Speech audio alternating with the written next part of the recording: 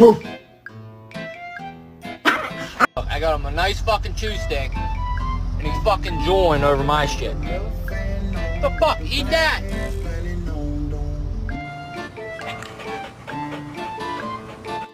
Going for a walk.